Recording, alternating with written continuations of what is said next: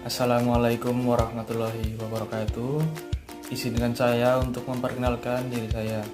Perkenalkan, nama saya Muhammad Jamudin Mirza dengan nomor NIM. Perkenalkan, nama saya Beni Fahri dari Prodi Peternakan dengan NIM 230 10 121 11 40 278. Perkenalkan, nama saya Ramadan Andra Donunan dari Peternakan D dengan NIM 230101 211 4028. Assalamualaikum warahmatullahi wabarakatuh. Perkenalkan, nama saya Rafati Sakira Fada Mastiar dengan NIM 230101 211 40265. Saya dari kelompok 8 kelas peternakan D. Perkenalkan, nama saya Taskia Sama Kunita, NIM saya 23010114050. Perkenalkan, nama saya Rizky Amalia dari Peternakan D dengan nomor induk mahasiswa 230101 211400235. Baik, di sini saya akan membacakan materi dari distribusi binomial, distribusi Poisson, dan distribusi normal. Latar belakang, distribusi teoritis merupakan alat bagi kita untuk menentukan apa yang dapat kita harapkan apabila asumsi-asumsi yang kita buat benar. Distribusi frekuensi dapat digunakan sebagai dasar pembanding dari suatu hasil observasi atau eksperimen, dan sering juga digunakan sebagai pengganti distribusi sebenarnya. Hal ini penting sekali karena distribusi sebenarnya yang harus diperoleh melalui eksperimen biasanya selain sangat mahal juga karena sesuatu hal yang seringkali tidak dapat dilakukan. Distribusi teoritis memungkinkan para pembuat keputusan memperoleh dasar logika yang kuat dalam membuat keputusan dan sangat berguna sebagai dasar pembuatan ramalan. Berdasarkan informasi yang terbatasan, pertimbangan-pertimbangan teoritis dan berguna pula untuk menghitung probabilitas terjadinya suatu kejadian. Rumusan masalah. Apa pengertian dari distribusi binomium? Apa pengertian dari distribusi Poisson? Apa pengertian dari distribusi normal? Tujuan 1. Dapat menggunakan distribusi binomial dalam menganalisis data ternak.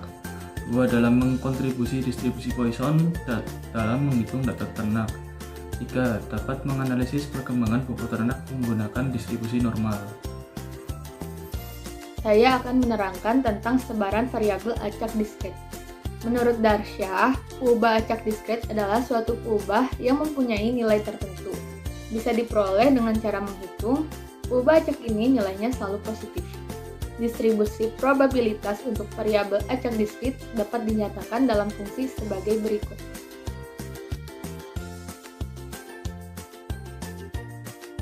Dalam teori probabilitas dan statistika, distribusi binomium adalah distribusi probabilitas diskrit jumlah n yang berhasil atau gagal yang saling bebas, di mana setiap hasil percobaan memiliki probabilitas P.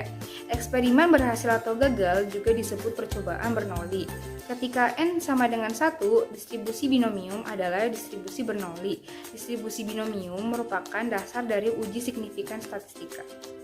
Berdasarkan Biro Perjalanan Wisata PT Mandala Wisata Air yang khusus menangani perjalanan wisata turis mancanegara, 20% dari turis menyatakan sangat puas berkunjung ke Indonesia, 40% menyatakan sangat puas, 25% menyatakan biasa saja, dan sisanya menyatakan kurang puas. Apabila kita bertemu dengan 5 orang dari peserta wisata turis mancanegara yang berkunjung ke Indonesia, berapakah probabilitas paling banyak diantaranya menyatakan sangat puas? Jawabannya, paling banyak 2 diantaranya menyatakan sangat puas. Px kurang dari sama dengan 2, diketahui P sama dengan 20% sama dengan 0,20. Q sama dengan 1 min P sama dengan 1 min 0,20 sama dengan 0,80. B 0,5 dikali 0,20 sama dengan C 0 pangkat 5 dikali 0,20 pangkat 0 dikali 0,80 pangkat 5 min 0 sama dengan 5 per 0 dikali 5 min 0 dikali 20 pangkat 0 dikali 0,80 pangkat 5 min 0 sama dengan 0,32768. B 1,5 dikali 0,20 sama dengan C1 pangkat 5 dikali 0,20 pangkat 1 dikali 0,80 pangkat 5 min 1 sama dengan 5 per 2 dikali 5 min 2 dikali 0,20 pangkat 2 dikali 0,80 pangkat 5 min 2 sama dengan 0,20.480. B X kali N kali P sama dengan B 0,5 dikali 0,20 ditambah B 1,5 kali 0,20 ditambah B 2,5 dikali 0,20 sama dengan 0,23.768 ditambah 0,40.960 ditambah 0,20.480 sama dengan 0,94.208. Maka hasil P kurang dari sama dengan 2 sama dengan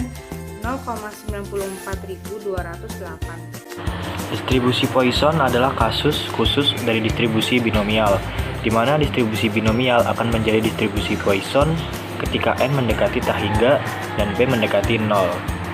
Berikut adalah contoh soal dari distribusi Poisson. Sebuah toko elektronik mencatat bahwa rata-rata penjualan lampu LED sebanyak 4 buah setiap hari. Berapakah peluang pada esok hari akan terjual lampu LED sebanyak A. 5 lampu, B. 3 lampu? Untuk menjawabnya, kita menggunakan rumus P X sama dengan X kecil sama dengan E pangkat minus lambda dikali lambda pangkat X per X faktorial. Untuk E di sini nilainya adalah 2,71828. Untuk yang A, P, X sama dengan 5, mari kita masukkan.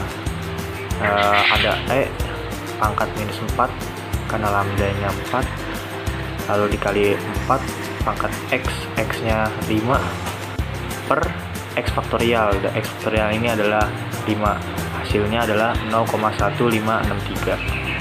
Lalu untuk yang B, X sama dengan 3, kita masukkan juga E dengan nilai yang tadi, pangkat lambda minus lambda, yaitu minus 4 dikali lambda pangkat X, yaitu 4 dan 3 per 3 faktorial, hasilnya adalah 0,1954.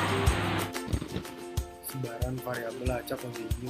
Fungsi kerapatan probabilitas diperoleh dari variabel acak sebagai suatu fungsi yang mengatakan setiap anggota ruang sampel S dalam bidang real.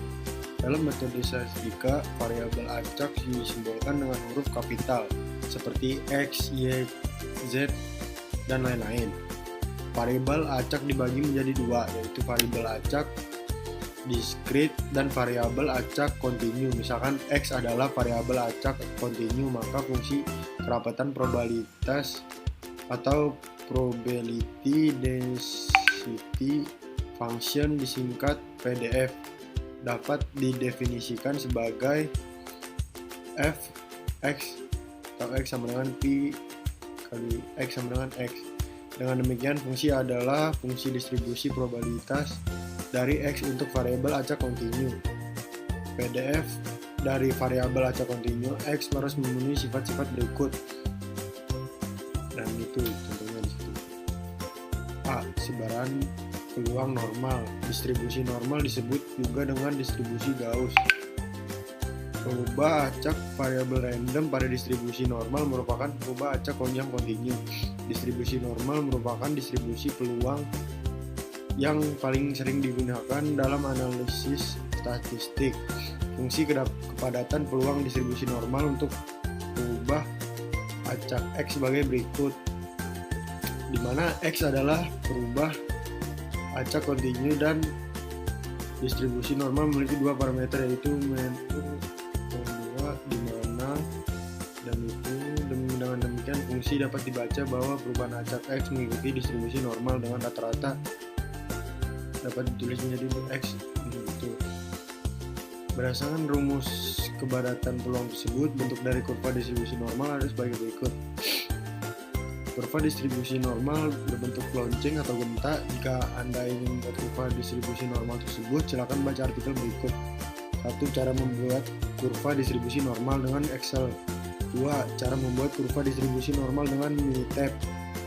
3. Cara membuat kurva distribusi normal dengan R. Sifat-sifat distribusi normal. 1. Kurva distribusi normal berbentuk simetris atau berbentuk lonceng, sehingga sering juga digunakan kurva lonceng bell curve. 2. Rata-rata dan adalah parameter distribusi normal yang menentukan bentuk dan lokasi distribusi tersebut. Rata-rata atau mean, median, dan modus pada distribusi normal memiliki nilai yang sama dan terletak pada sumbu simetris. Luas daerah di bawah kurva normal adalah 1 dengan pembagian wilayah 0,5 berada pada wilayah sebelah kiri dan 0,5 berada di wilayah sebelah kanan. Sebaran peluang normal. Distribusi normal disebut juga dengan distribusi Gauss, perubahan acak variabel random. Pada distribusi normal merupakan perubahan acak yang kontinu. Distribusi normal merupakan distribusi peluang yang paling sering digunakan dalam analisis statistik. Fungsi kepadatan peluang distribusi normal untuk perubahan acak X adalah sebagai berikut, di mana X adalah perubahan acak kontinu dan min bilangan tak terhingga kurang dari X kurang dari bilangan tak terhingga. Distribusi normal memiliki parameter yaitu min, U, dan 2, di mana minimal bilangan tak terhingga kurang dari himpunan kurang dari bilangan tak terhingga dan 2 lebih dari 0. Dengan demikian fungsi f dapat dibaca bahwa perubahan acak X mengikuti distribusi normal dengan rata-rata U dan 2 dan dapat ditulis menjadi X distribusi normal N dalam kurung himpunan 2. Berdasarkan rumus kepadatan peluang tersebut, bentuk dari kurva distribusi normal adalah sebagai berikut. Kurva distribusi normal berbentuk lonceng. Jika Anda ingin membuat kurva distribusi normal tersebut, silakan baca artikel berikut. 1. Cara membuat kurva distribusi normal dengan Excel. 2. Cara membuat kurva distribusi normal dengan Minitab. 3. Cara membuat kurva distribusi normal dengan R.